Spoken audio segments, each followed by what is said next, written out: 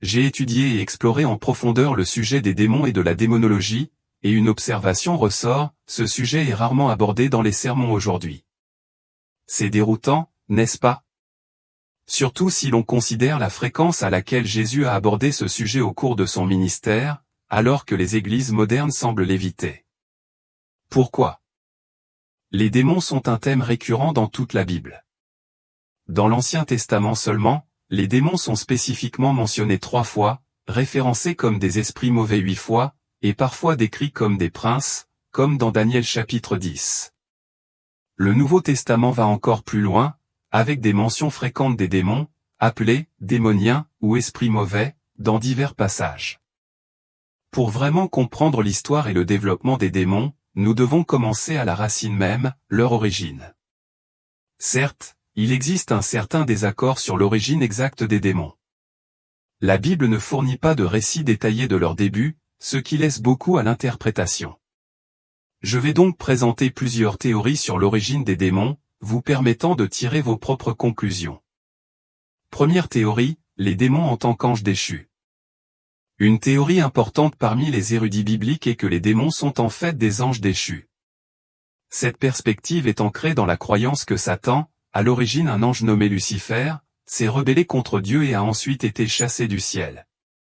Selon ce point de vue, la rébellion de Lucifer était si importante qu'un tiers de l'armée céleste a choisi de le suivre, se joignant à sa défiance. Ces anges rebelles, désormais connus sous le nom de démons, ont été chassés avec Satan.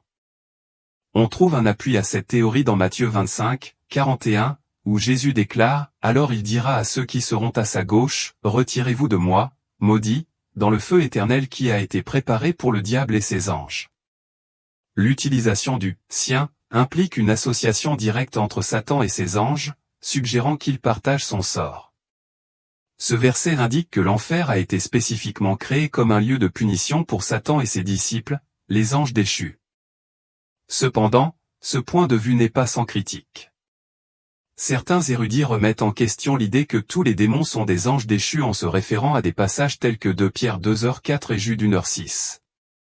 Ces écritures décrivent un groupe particulier d'anges déchus qui sont déjà enchaînés. 2 Pierre 2h4 déclare « Car si Dieu n'a pas épargné les anges qui ont péché, mais les a jetés dans la géhenne et les a enfermés dans des chaînes de ténèbres pour le jugement, tandis que Jude 1h6 dit « Quant aux anges qui n'ont pas conservé leur position d'autorité, mais qui ont abandonné leur propre demeure, il les a gardés dans des chaînes éternelles, dans des ténèbres obscures, pour le jugement du grand jour. » Ces versets suggèrent que certains anges déchus sont retenus et attendent le jugement final. Pourtant, il est clair que tous ne sont pas liés.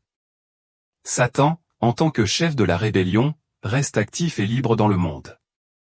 Cette divergence soulève une question convaincante, pourquoi Dieu emprisonnerait-il certains anges déchus tout en permettant aux chefs des rebelles de rester en liberté? Une explication possible est que la liberté continue de Satan pourrait servir un objectif divin, comme tester ou renforcer la foi des croyants. Ainsi, la théorie selon laquelle les démons sont des anges déchus est appuyée par plusieurs textes et interprétations bibliques. Bien que certaines écritures indiquent que certains anges déchus sont liés, le récit plus large implique une distinction entre les déchus, Satan et certains de ses partisans errant toujours en liberté. De nombreux érudits soutiennent donc que les démons sont en effet des anges déchus qui ont suivi Lucifer dans sa rébellion contre Dieu. Théorie 2, les démons comme esprits désincarnés des Néphilim. Une autre théorie intrigante concernant l'origine des démons est qu'ils sont les esprits désincarnés des Néphilim, mentionnés dans Genèse 6. Selon cette théorie, lorsque les Néphilim furent détruits dans le déluge, leurs formes physiques périrent, mais leurs âmes survécurent et se transformèrent en démons. Cette théorie suggère que ces esprits, à l'origine des géants et des êtres puissants, ont assumé un nouveau rôle en tant qu'entité malveillante. Bien que la Bible ne décrive pas explicitement le sort des âmes des Néphilim après leur destruction, les partisans soutiennent que ces âmes ont dû passer à un autre état d'existence.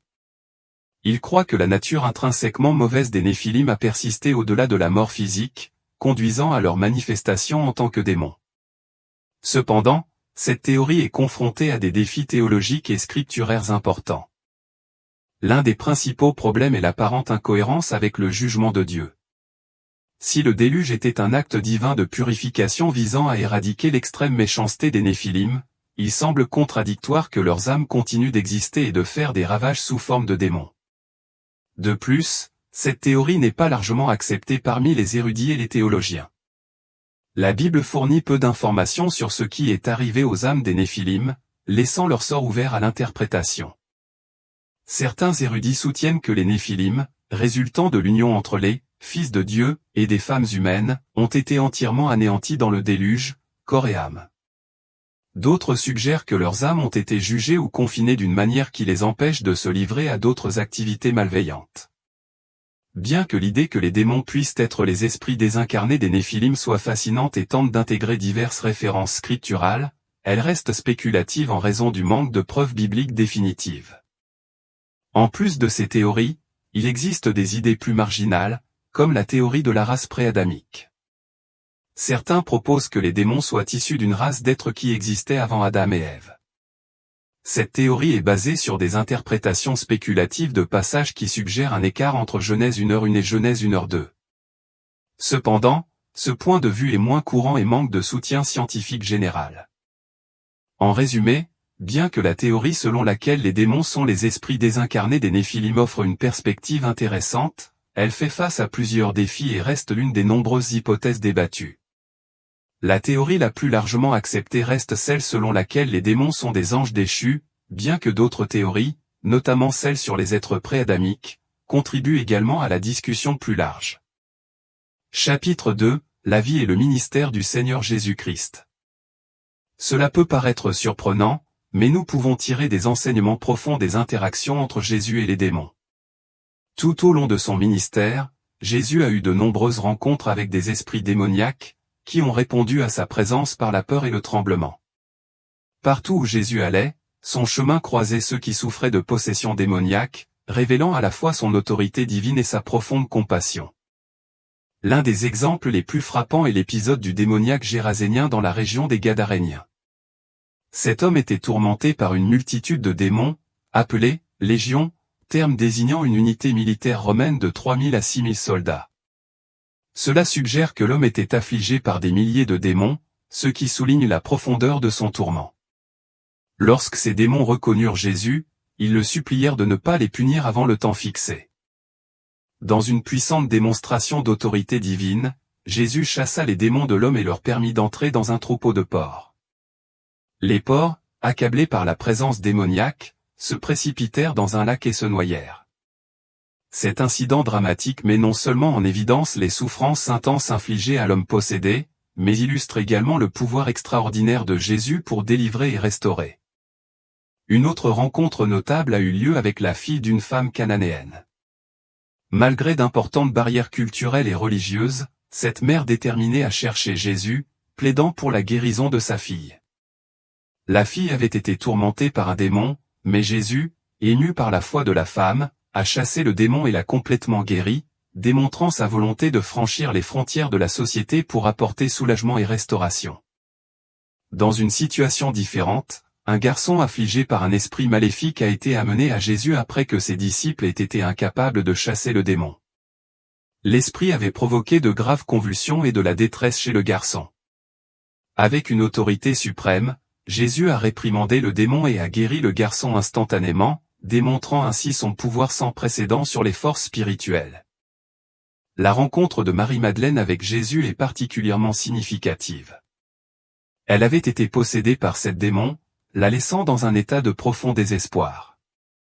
Jésus l'a libérée de ce tourment, transformant sa vie et faisant d'elle l'une de ses disciples les plus dévoués.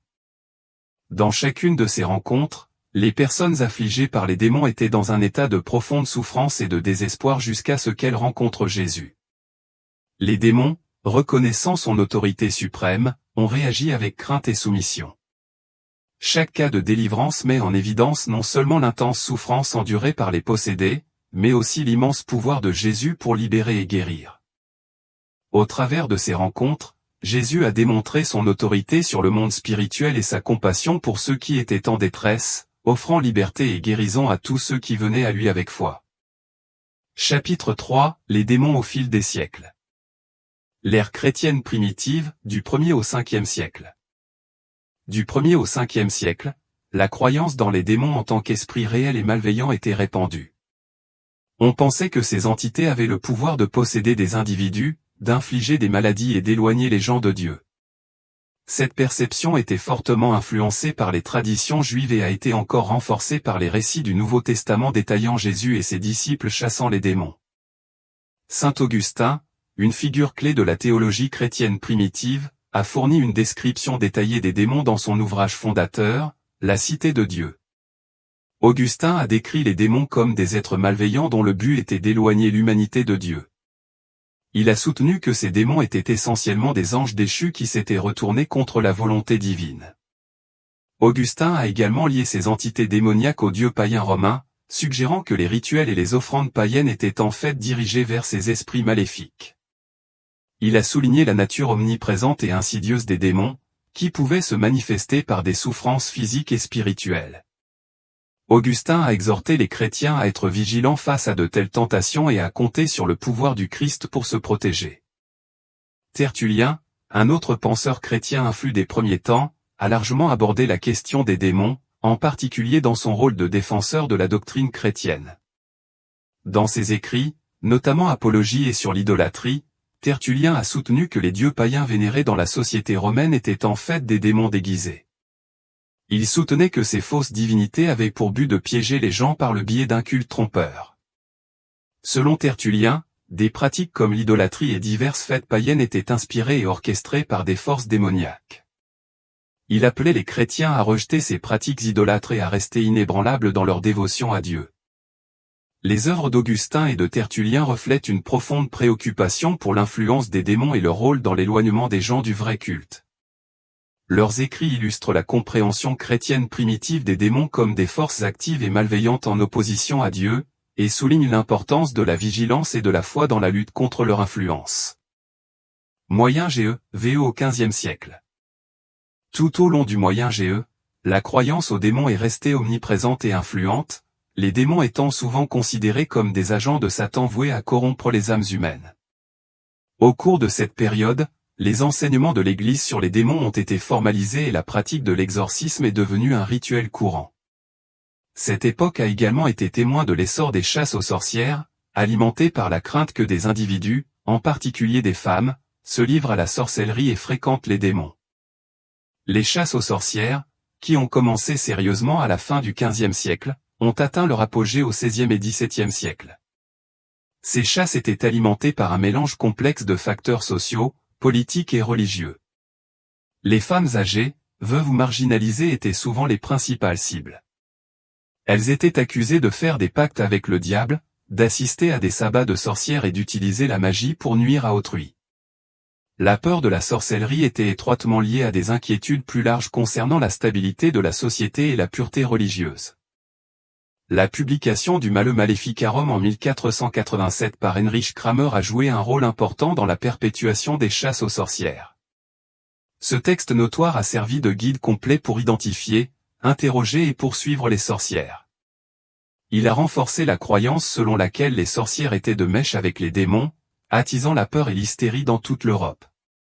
Le Malleus Maleficarum fournissait des procédures détaillées pour les procès, qui étaient souvent basés sur des preuves douteuses telles que des manifestations spectrales et des aveux obtenus sous la torture. Les personnes accusées de sorcellerie étaient confrontées à des châtiments brutaux, notamment l'exécution par le feu, la pendaison ou la noyade. Les chasses aux sorcières se sont étendues au-delà de l'Europe jusqu'aux colonies américaines, notamment avec les procès des sorcières de Salem en 1692. Ces procès ont entraîné la mort de nombreuses personnes innocentes et ont laissé un héritage durable de peur et de superstition dans les colonies. Les procès des sorcières de Salem, comme leurs homologues européens, reflétaient les angoisses profondes de l'époque, où les événements inexpliqués ou malheureux étaient fréquemment attribués à une malveillance surnaturelle. Au Moyen GE, on croyait que les démons avaient une présence tangible et omniprésente dans la vie quotidienne. On pensait qu'ils influençaient les malheurs personnels, comme les maladies ou les accidents, ainsi que les événements de plus grande ampleur comme les épidémies et les guerres. Cette croyance dans le rôle actif des démons dans la façon dont les affaires humaines façonnent les affaires humaines souligne les peurs profondément ancrées de l'époque et les efforts que les gens feraient pour combattre les menaces surnaturelles perçues. Renaissance, du XVe au XVIIe siècle. La Renaissance a annoncé un changement significatif dans les attitudes envers les démons. Alors que l'humanisme et la recherche scientifique ont commencé à remettre en question les superstitions de l'époque médiévale, la croyance aux démons a persisté mais a commencé à coexister avec un intérêt croissant pour les explications naturelles de phénomènes autrefois attribués à des forces démoniaques. Les intellectuels de l'époque, comme Paracelse et John Dee, se sont lancés dans l'étude de la démonologie dans le cadre de leurs explorations plus vastes de l'occultisme et de l'alchimie. Ils ont cherché à associer ces croyances surnaturelles aux idées scientifiques émergentes de la Renaissance, reflétant une interaction complexe entre les anciennes et les nouvelles façons de comprendre le monde. Paracelse, une figure pionnière de la médecine et de la chimie, a incorporé des aspects de la démonologie dans ses études d'alchimie et de philosophie naturelle. Il considérait les démons comme des entités qui pouvaient influencer la santé et la maladie humaine, mais croyait également que les remèdes naturels pouvaient contrecarrer leurs effets. De même, John Dee, astrologue et conseiller de la reine Élisabeth I, s'est plongé dans les études occultes et scientifiques. Son travail comprenait des tentatives de communication avec les anges et les démons, mêlant la connaissance ésotérique à la recherche scientifique. La période des Lumières, du XVIIe au XIXe siècle. La période des Lumières, qui s'étend du XVIIe au XIXe siècle, a marqué une transformation significative dans la façon dont les gens abordaient le concept de démon. Alors que la science et la raison devenaient les cadres dominants pour comprendre le monde, de nombreux penseurs des Lumières commencèrent à rejeter les démons comme des reliques de superstition. Des philosophes comme Voltaire et Thomas Paine critiquèrent ouvertement les enseignements de l'Église sur les démons, affirmant que ces croyances étaient utilisées pour contrôler et manipuler la population. Ils considéraient la démonologie comme un outil pour perpétuer la peur et l'ignorance plutôt que comme un véritable reflet de la réalité. Malgré ce changement intellectuel, la croyance aux démons n'a pas entièrement disparu. Elle a persisté dans le folklore et parmi les communautés religieuses plus traditionnelles qui maintenaient une croyance inébranlable dans le surnaturel.